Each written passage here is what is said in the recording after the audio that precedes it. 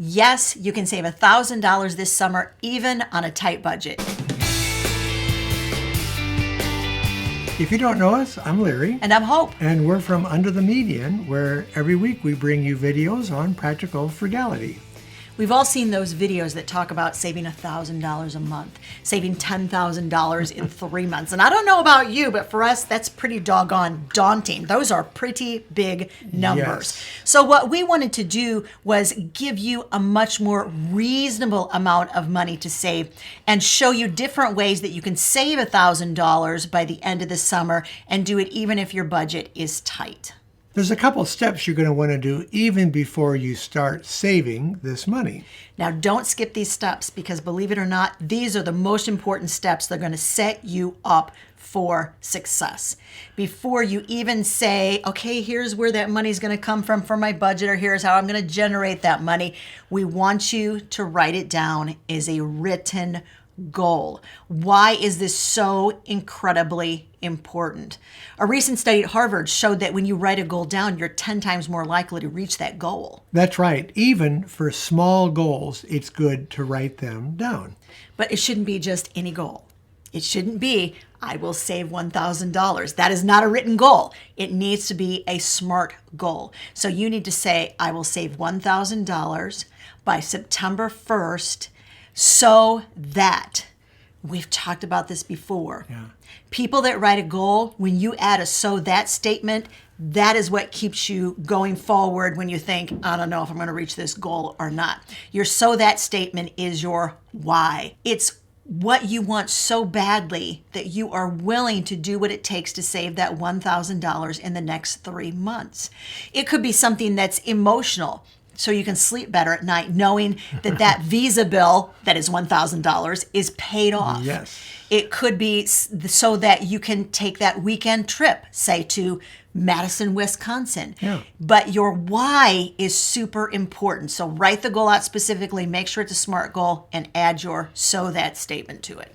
You need to know how much you're saving, and we'll get into that in a little bit more detail because each category that we're going to be able to pull from, you can take a certain amount of money and save it each month. But before you get to that, there's one more step. There's 2 steps to take before you figure out where the money is coming from. And that is you're going to figure out how you're going to track it. I'll show you. We have like a little tracker sheet here. I'm going to pull it and show it to you. Do something like this. This is so simple and easy to make, guys. At the top here, you're going to have your goal, and you'll see that our goal, $1,000 by August 30th, 2024, so we can take that nice weekend trip to Madison, Wisconsin, and pay cash. That's our so that statement, because we don't want to just go. We want to pay cash. And then break that goal down to smaller increments, make little circles, put this where you can see it, and fill it in as you go. Why? Why is this so important? Because this, my friend, is like the super juice. This is what is going to rocket you from where you're at to reaching that goal and help you to stay on track. Because when you write your goals and you track them, you have twice as much possibility that you're going to reach it. Rather than people who just write their goals, write it, track it, it doubles the chances that you are going to make it to that goal. I think it helps you to be more disciplined too, because if you got a goal set in mind and you have ways to track it and you are tracking it, you're more likely to stay right with it because you've got something invested into it. All right, you've done those 2 steps. Now, my friend, is the time when you're going to figure out where the $1,000 is coming from. Now, $1,000 divided by 3 doesn't divide very equally very well. It's $333.33. Larry figured it a little different way that kind of makes sense. Well, I figure that if you have 4 weeks in a month and you have 12 weeks altogether in 3 months, then that divides, 1,000 divides up that way to $83 a month, approximately.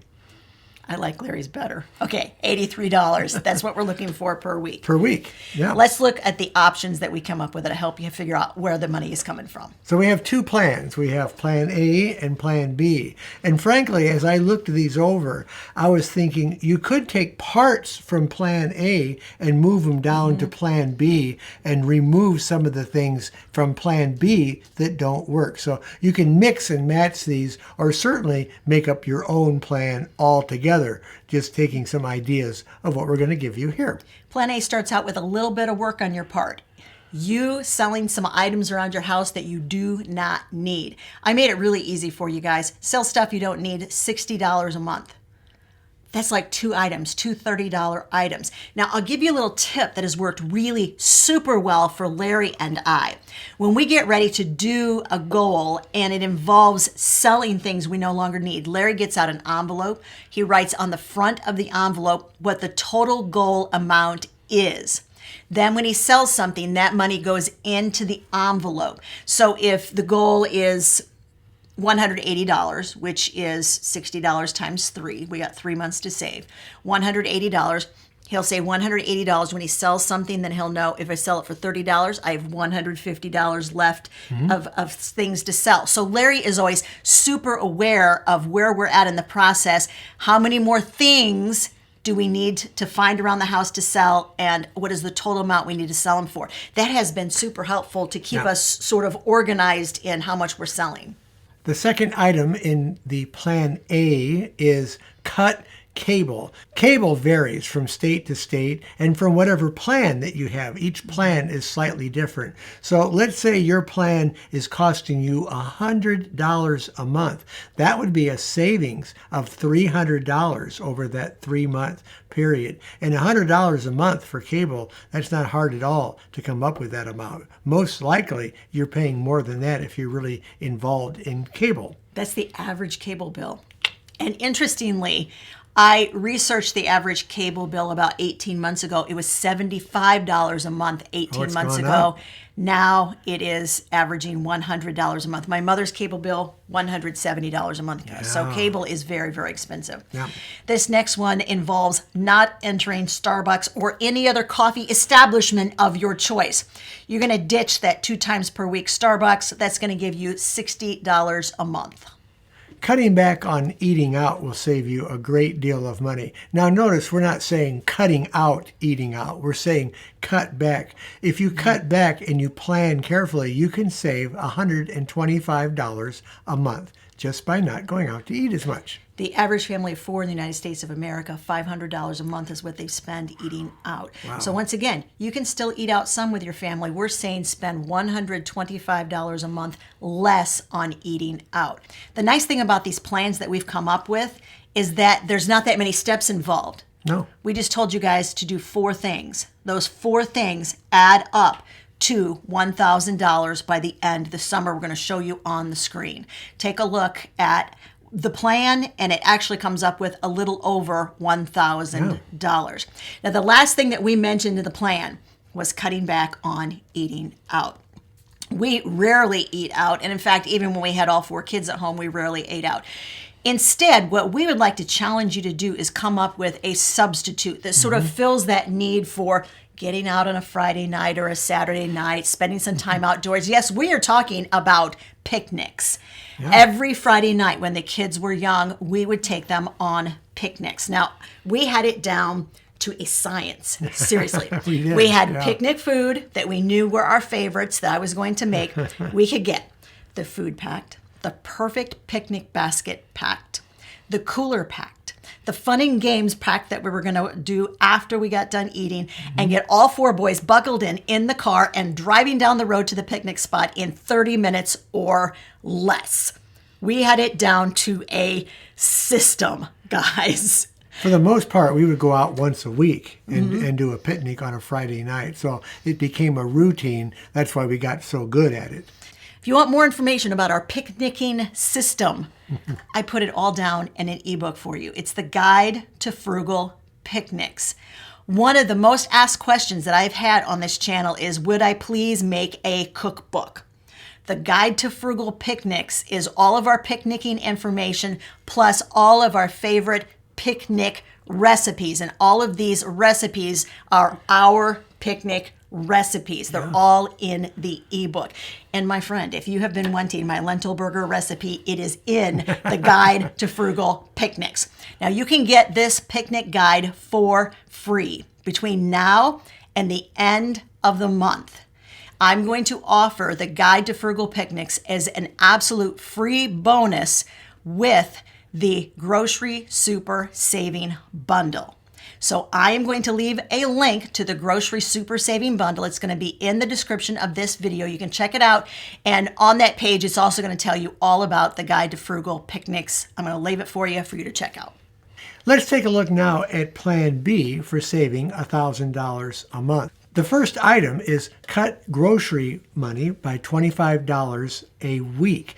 That will save you $100 a month. We have found that it really isn't that hard to cut back on that kind of money because you're looking at sale items, you're looking at clearance items, you're looking at generic items instead of name brand, and just doing those three things, you can save a lot of money on groceries. You want all of our information about saving on groceries, all the tips that we know? Guys, it is in the Grocery Super Saving Bundle, just in case you're wondering. Here's the truth. The average family of 4 in the United States of America spends upward of $1,000 a month on groceries. 10% of that is $100. We are huge fans of cutting back by 10%. If you feel like you're actually at an impasse and you cannot save anything, cut it by 10%. Yeah.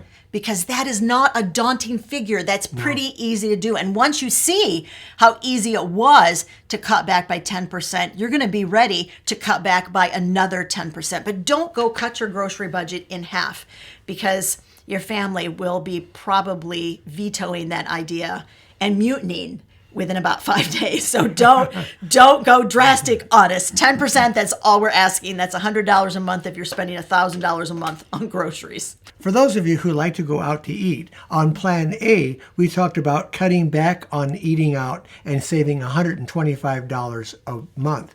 Now, if you just cut out one time a month, just one time a month, you can save $70 a month by not eating out just one time. So Plan B, and once again, Plan B, we promised you 4 to 5 different ways to save, and you're going to come up with that $1,000 by the end of the summer. So stick with us. Yes, eating out comes up again in Plan B, but once again, in Plan A, we were like cut back by $125 a month. This is like the cut back light version, because now we're only telling you cut back by $70 a month. Your phone bill is next on the docket. Switch to Mint Mobile. Yes. Switch to Mint Mobile. Oh my gosh, you'll save so much money doing that. We love Mint Mobile, and no, they're not sponsoring this video. We will leave our link to Mint Mobile. It's our affiliate link. We'll leave it in for you in the description of this video. We pay $15 a month for each of our cell phones. So $30 a month, and our cell phone bill is all paid for. Mint Mobile. We really enjoy Mint Mobile. The average cell phone bill, by the way, in the United States of America, I did research on all this for you. So this is the research, guys, is how I came up with the numbers. I didn't just pull numbers out of a hat. I did the research to come up with the numbers. The average cell phone bill in the United States of America is over $100 a month. The next item is to save and maximize your savings on your electric bill. That means cutting out lights that are on to being left on in the house, putting in some power strips, turning off things that run all the time, or maybe that run with a remote control. These are all things you can do. Add those all up and you can save $30 a month. That is substantial. $30 a month, guys. Very, very doable. Yeah. Once again, the average electric bill across the United States of America is well over $100 a month on average. Oh, yeah. We have had countless, I do mean countless, people leave comments in the comment section of our videos and say, I did what you told me to do. I dropped my electric bill in half. I did what you told me to do. I dropped it by $45 a month, over and over and over again. People have seen substantial savings simply by unplugging, buying power strips, also making sure that they are regulating the heat and the coolness in their house. It's getting warm here in Illinois, so we don't have our AC on yet, but because we always have a goal date. I want to know in the comment section, do you guys have a goal date that you try to get to before you turn your AC on? And I know that those of you who live in Texas are like, March. Okay, so I get it. It depends on where you're living and if you're living overseas or living here in the U.S. my goal is always July 1st, and guess who boycotts that date every year and goes, no, he's ready to back it up by 2-3 weeks. Well, it all depends on what the temperatures have been. Now today, this is in the later part of May, it got up to 88 degrees. We're not turning it on for that because I know it's going to get colder, and we'll just keep that warmth in the house, and it'll keep our house warm for when it gets colder, so we won't have to put the heat on that way. I digress. So we wouldn't have to put air on that way, not the heat, the air. No, Yeah. I mean if we allow the house to warm up a little bit with these warmer temperatures, when it gets colder, we won't have to put the heat on. Okay, so he said what he meant. But I did. Guys, it sounds like we're digressing, but we're not. Hang in there with us. The reason we brought up heating and cooling your house is because that is the number one thing you're going to spend money on, yes. on your utility bill. The second thing, believe it or not, is heating water. Your water heater takes up a tremendous percentage of that bill when it comes in the mail every single week. We've done countless videos on how to lower the amount that you are spending on utility bills. But heating and cooling, it actually saves money if you will ride that a little bit. When you turn your AC on, just turn it up by 2 or 3 degrees, a little bit higher than you generally do. For each degree that you turn it up, you save between 1% and 3% on the next month's bill. We've discovered that for us, it hovers right around 2% for each degree that we turn it up. It does make a difference. Use fans in the room you're sitting in, and you'll stay very comfortable. Another creative way that you can save money is to take your lunch to work and eat that instead of going out to eat for your lunch. I estimate you're going to save $120 a month by doing this. Here's where I came up with that figure. If you are eating out, you are spending an average of $10 a day eating out. That is $50 a week. Buying your food to make your lunch at home, I gave you an average of $4 to create a nice lunch to take to work by just buying the raw ingredients at the grocery store and taking your lunch with you. I guarantee you, for $4, you can make yourself a very, very nice lunch at home rather than spending $10 to eat out. So that difference you see there, that savings of $120 a month, that is the difference between what you would spend eating out and taking the raw ingredients from home. So yes, I did figure in the taking the ingredients from home and making your lunch. As Hope promised you, that's 5 steps, and we're going to show it right now on the screen so you can take a little better look at that. That all adds up to a savings of $1,230 approximately for 3 months. That's a really good savings plan. If you're feeling like that's great, you gave me 2 different options, option A, option B. Option A had 4 different steps. Option B had 5 steps. You've got me convinced I could save $1,000 between now and the end of August. But some of these steps, they don't apply to me. I don't eat out that much. It's just not my thing. Or I don't have cable TV. What you need is a list of hacks. You need a list of hacks that are going to save you money, but they are not going to take a lot of your time, and they are super duper easy to do. And thankfully, we did a video on it, guys. We gave you 55-minute hacks. Try some of those, put combinations of them together, play with a chart, and figure out how you are going to save $1,000 by the end of August. The video with the 5-minute hacks is right over there. Go take a look.